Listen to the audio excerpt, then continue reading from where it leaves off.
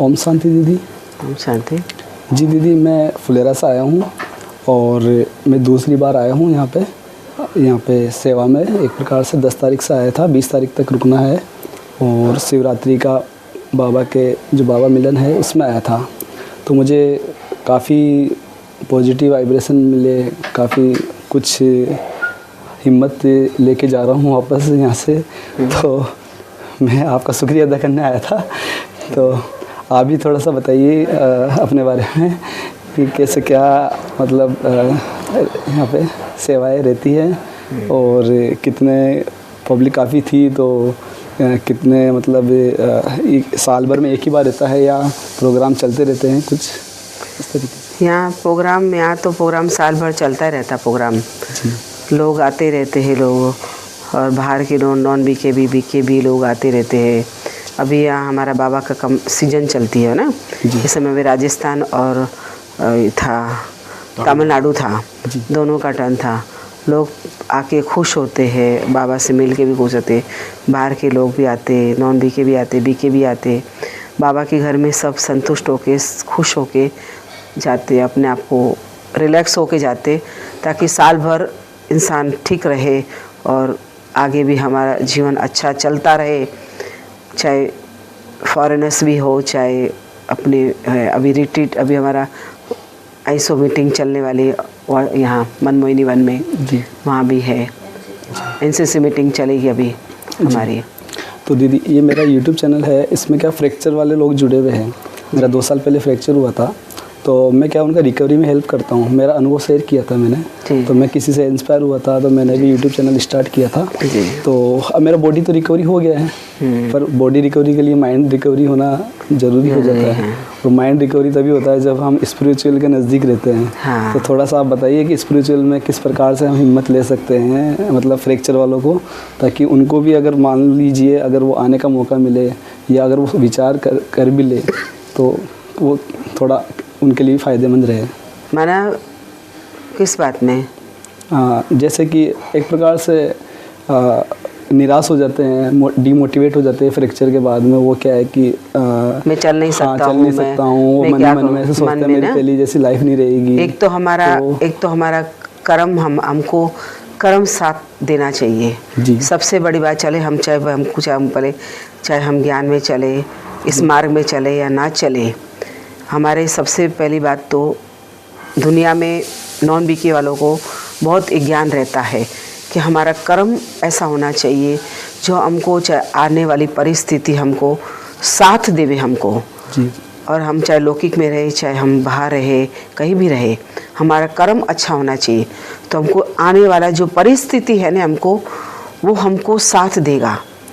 जहाँ हमारा कर्म अच्छा नहीं है, जहाँ हमारा कुछ भी हम चाहे कर्म करते हैं, हमको उसमें हमको इंसान आवेश में आके हमको मालूम नहीं पड़ता है कि हम क्या कर्म करते क्या नहीं करते, हम अच्छा करते बुरा करते हैं, उनको मालूम नहीं पड़ता है।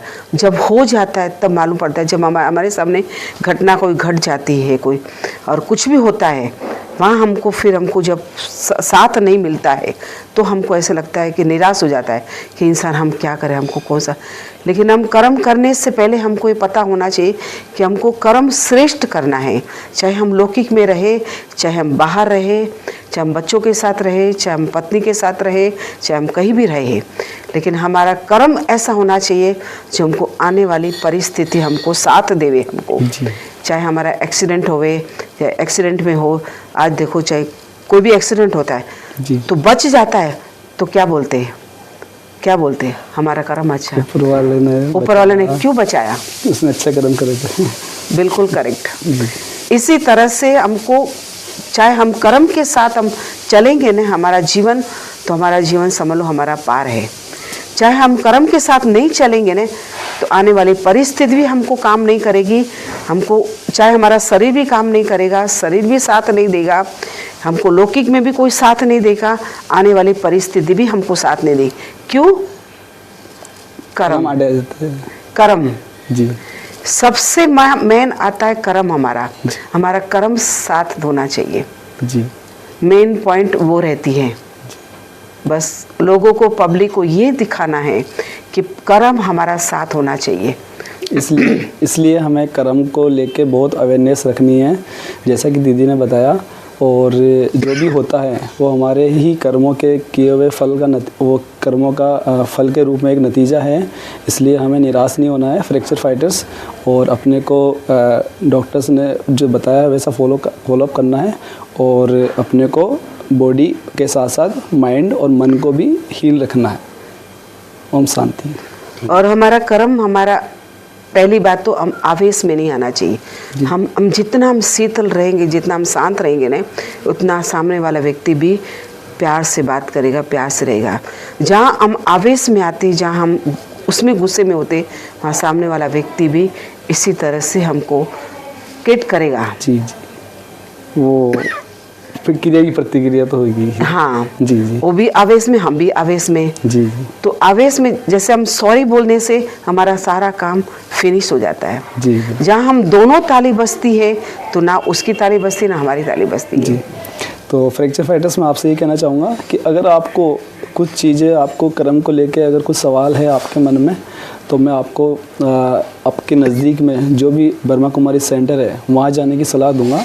तो आप कर्मों के बारे में और भी गहनता से जानकारी हासिल कर सकते हैं, और वहाँ से आप 7 डेज का अगर कोर्स हो जाता है और दीदी अगर अलाउ कर देते हैं वहाँ से, तो आप यहाँ पे शांतिवन में आ सकते हैं और दीदी से मिल सकते हैं कर्मों के बारे में और भी अच्छे से डिटेल्स जानने के लिए। नहीं, जहाँ नज़दीक है, जहाँ सेंटर हमारा, हाँ, उस बहनों के पास जाएंगे तो आपको हर 7 दिन का कोर्स कराएंगे आपको। और उसमें फिलोसॉफी में हमारी शिवानी बहन का भी क्लास चलता है, हमारा और भी चैनलों में बहुत क्लासेस चलता है, उसमें भी हमको समझाने की।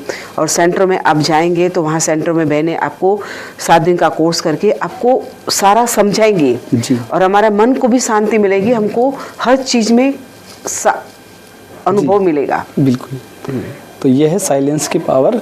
इसलिए आप इससे जितना हो सके करीब आने की कोशिश कीजिए, क्योंकि ये आत्मा से जुड़ी हुई चीज़ है और ये हमको पावरफुल बनाती है। ओम शांति।